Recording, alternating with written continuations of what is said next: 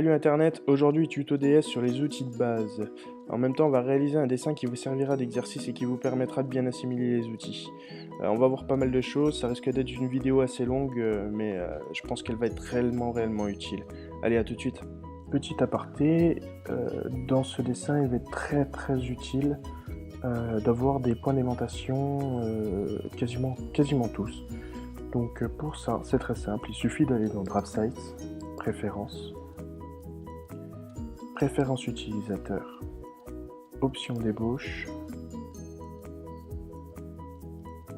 Contrôle pointeur, Aimantation des entités. Et là, dans Aimantation des entités, vous allez sélectionner tous les points d'aimantation qui vous seront utiles. Donc nœud, cadran, centre, milieu, fin, extension, intersection, parallèle, perpendiculaire et tangente.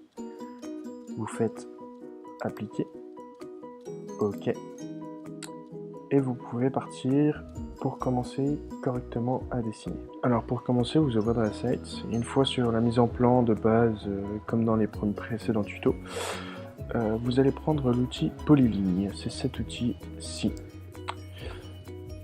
Mais vous allez le prendre dans un calque brouillon pour faire tous vos traits de base. Alors, vous prenez l'outil Polyligne, vous tracez une droite parallèle. Pour qu'elle soit bien parallèle, je vous conseille de cocher polaire ici. Il faut qu'elle soit activée, ce qui vous permettra d'avoir vos parallèles et verticales bien droites et bien d'équerre. Donc vous faites une longueur quelconque. Là, en ce qui me concerne, il va me falloir 250 approximativement. Donc je rentre la cote de dimension 250 en bas. Vous n'avez pas besoin de cliquer sur la fenêtre de commande, elle se rentrera automatiquement. Donc vous tapez 250, vous faites Entrée et vous faites Escape. Vous faites un double-clic molette. Le double-clic molette permet de rapprocher vers la droite que l'on vient de tracer selon la dimension et ça permet de recentrer le dessin. Donc, par la suite, vous prenez l'outil juste ici, décaler. Cet outil décalé va vous permettre de décaler cette droite à la cote que vous voulez, sans pour autant tracer des lignes supplémentaires. Vous tapez la cote 75, vous faites Entrée, il ne se passe rien, c'est normal. Il faut recliquer sur la ligne et la placer là où on veut. Et voilà, j'ai ma cote entre mes deux lignes de 75. Après ça, nous reprenons l'outil Polyligne. Nous raccordons les deux ici. Et vous voyez, la polyligne, l'avantage, c'est qu'elle est continue. Tous les points que l'on fera, comme ceci, ils seront raccordés. Or que l'outil ligne, le simple outil ligne, lui, chaque de point en point, donc chaque droite est séparée. Donc je supprime, je recommence, polyligne, je trace ma droite, et là, je veux une cote bien précise. Je veux une cote de 130. Je tape 130, je fais Entrée, et là, j'ai plus qu'à relier mes deux points. Donc ici rentrera mon galet. Ceci fait, on reprend l'outil Polyligne. Donc il vous suffit de faire Entrée à chaque fois que vous voulez reprendre l'outil précédent, et l'outil précédent se remettra en outil principal et vous pourrez recommencer à utiliser cet outil. Donc je reprends l'outil Polyligne, je me mets sur cette droite, je tape 10, fais Entrée, et là je veux qu'elle se répercute ici.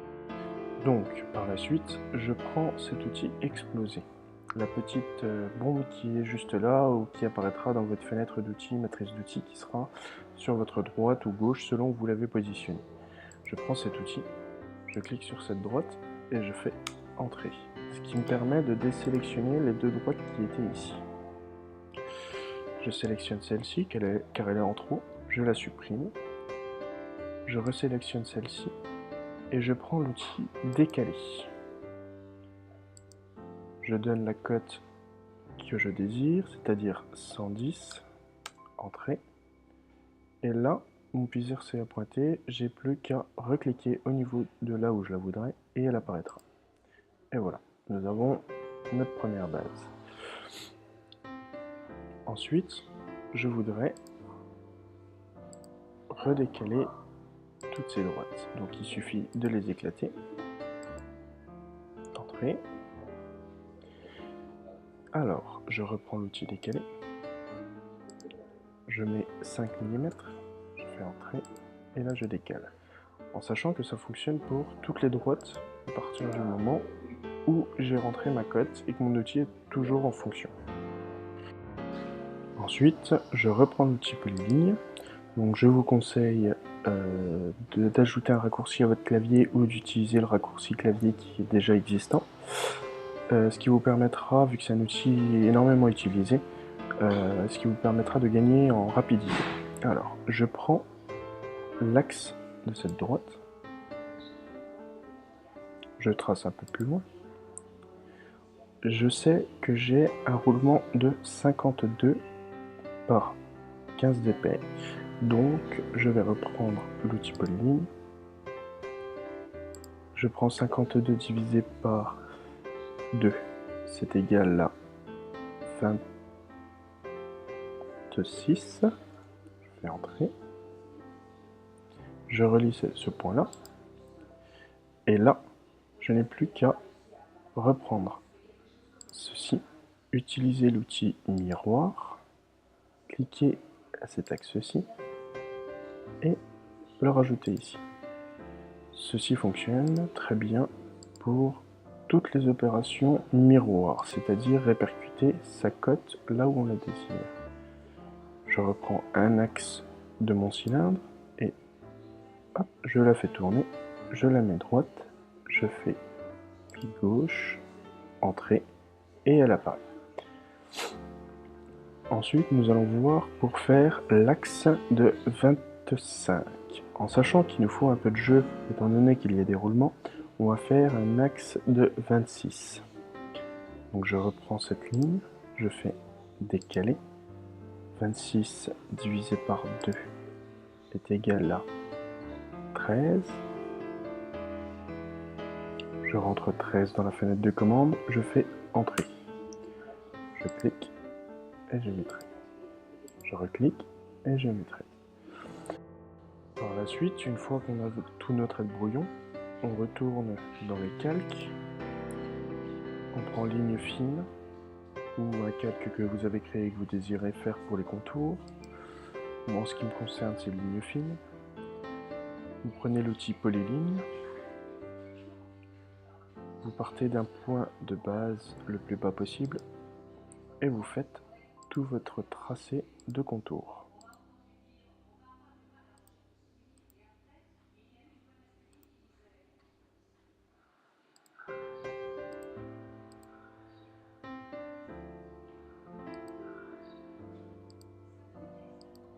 Faites entrer.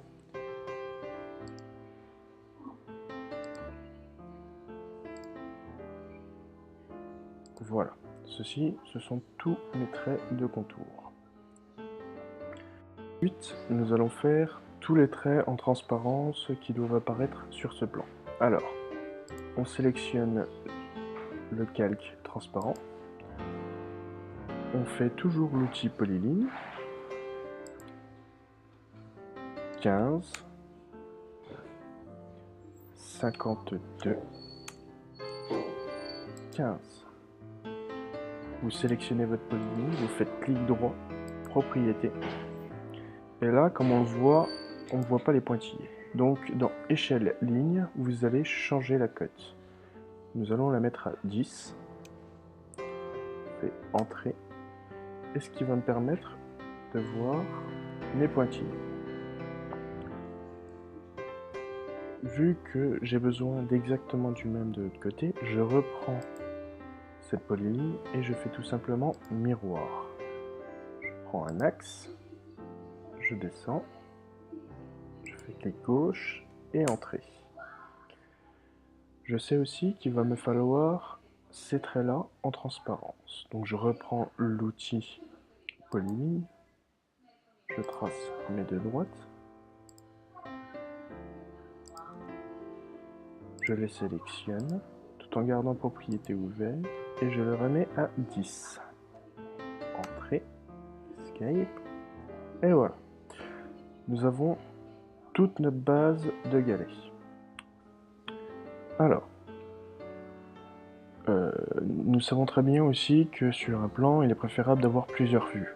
La vue de face, la vue de côté, la vue de haut. Étant donné que c'est un cylindre, ça ne va pas être compliqué, il nous suffit d'une vue de face et d'une vue de côté.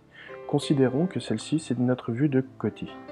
Donc pour ça, on va reprendre le calque brouillon, prendre l'outil polyligne, tracer une droite qui arrivera à peu près à 100 mm, non, 70 mm de notre autre pièce. On tape 70, on fait entrer, et là nous avons notre trait qui va nous donner l'axe pour notre vue qu'on va appeler de face.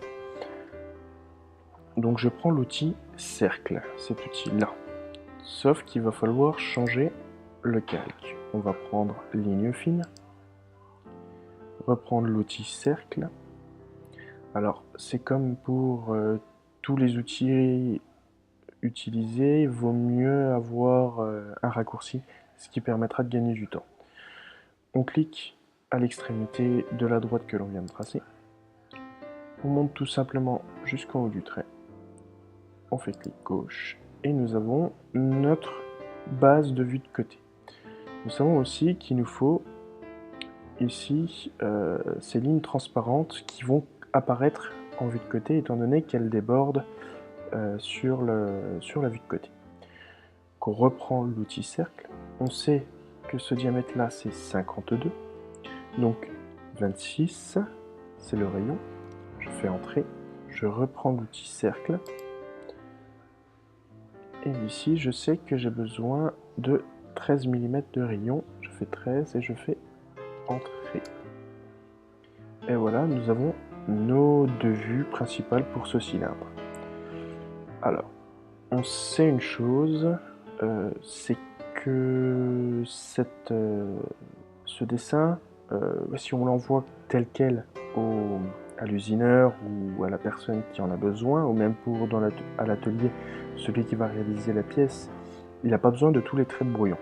Donc on retourne dans la sélection de calque, et ici il y a une petite icône verte. Il suffit de cliquer dessus, et elles disparaîtront automatiquement. Alors, on sait que l'usineur ou à l'atelier, ils aiment bien avoir des hachures pour stipuler les zones découpées ou entaillées.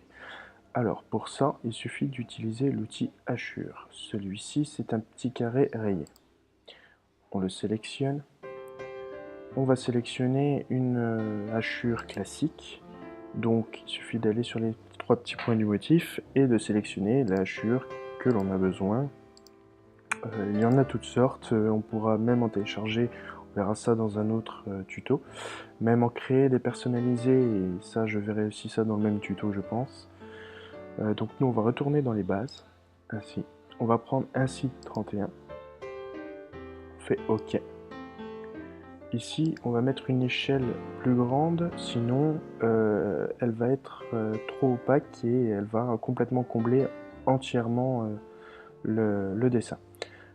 Donc on va mettre une échelle un peu plus grande, on fait spécifier les points, on va en sélectionner une seule, on fait entrer, prévisualiser, juste ici, et voilà, notre première hachure a été faite. On fait entrer,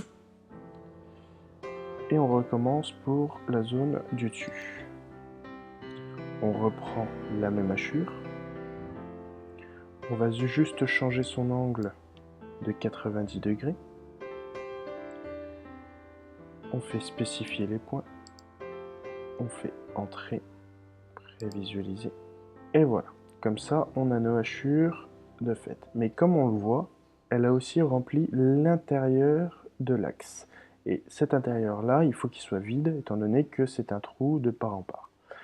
Donc on fait Escape, option supplémentaire, Et là, on va juste prendre externe. On fait OK, prévisualiser, et voilà, elles auront disparu. Nous n'avons plus qu'à faire entrée, et nous avons nos hachures sur notre dessin vu de face. Comme d'habitude, je vous invite à mettre un petit pouce bleu, des commentaires si jamais vous avez quoi que ce soit à redire. N'hésitez pas à partager la vidéo à vos collègues ou ceux qui auraient besoin de ça. Et puis à très bientôt pour une nouvelle vidéo. Ciao!